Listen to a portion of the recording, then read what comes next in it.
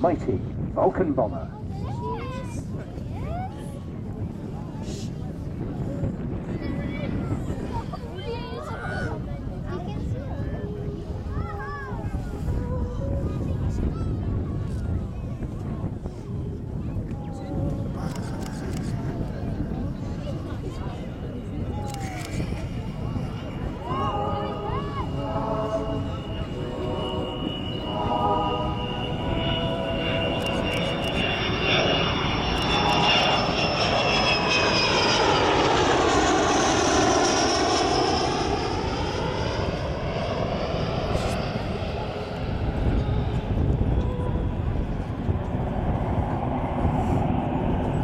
Aircraft you see, X-Ray Hotel 558, is the first B2 version of Vulcan into RAF service with Bomber Command in 1960. First serving on 230 OCU, then on 101, and then on 44 and 50 squadrons.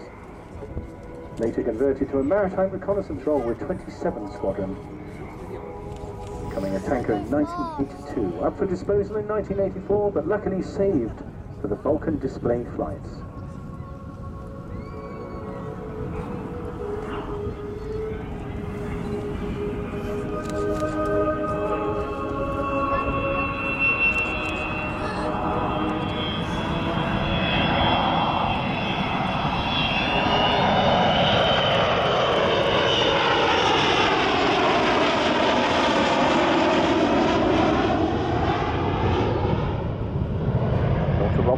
Very much at the forefront of this.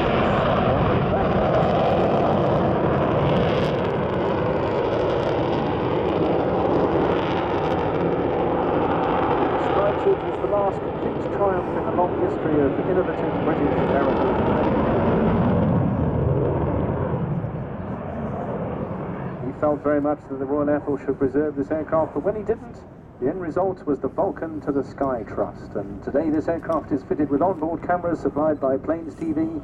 You can buy a copy of this if you go and order it from Planes TV tent, and or at the Vulcan to the Sky project tents behind you in the park.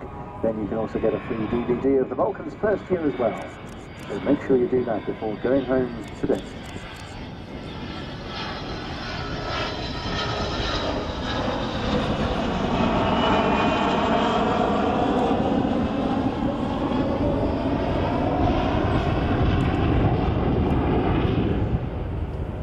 Excellent view, belly down there, the marvellous huge bomb doors opening up. In the hands today, Captain Kev Rumans, who was a co-pilot on Victor tankers, first of all, with 55 Squadron, also flew Tornadoes at Bruggen, and was a standards officer before deploying off to Gulf War 1. Now captain on Airbus A340s. In the other seat, Martin Withers, yes, that very Martin Withers.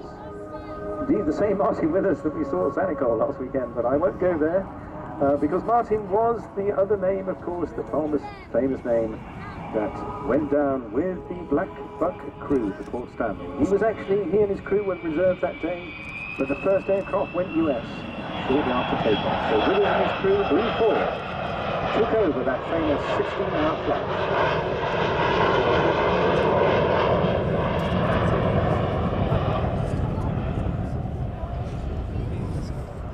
At the end of that epic 7,000-mile journey, aided by other Vulcans and Victors, they dropped 21 1,000 bombs on Port Stanley, hitting with 2 of them and making it unusable for the fast jets of the Argentine.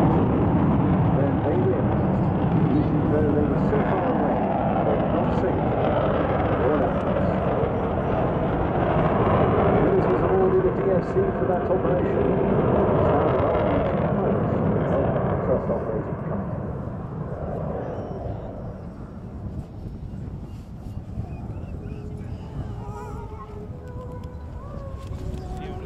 Chief Engineer Edmondson often says the project's had a bit of a guardian angel.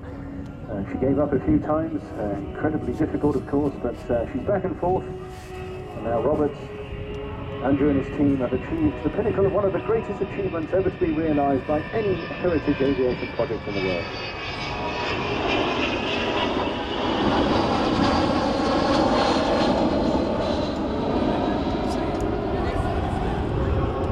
Whole campaign has lived on a knife edge since its earliest days, surrounded on all sides by naysayers and doom-mongers prophesying that it wouldn't happen. Well, here she is today, despite all the various financial potential disasters.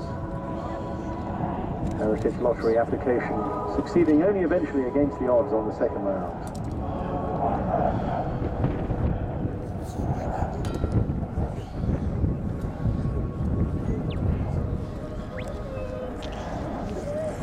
But of course, she's only as good as our help, and it needs everyone's help, although we get major commercial sponsorship.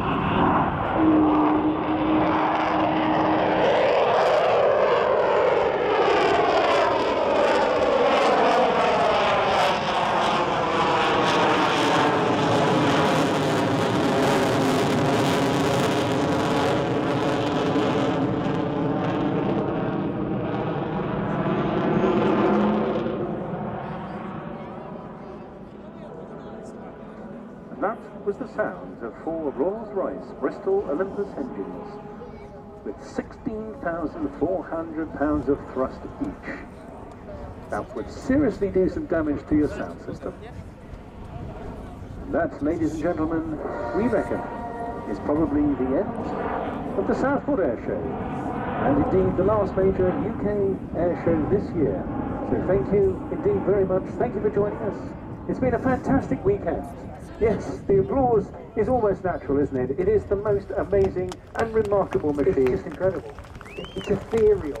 And if you don't get a lump in your throat after that, nothing else, I think, will bring it on. You've been fantastic attendance. Thank you very much indeed. Thank you for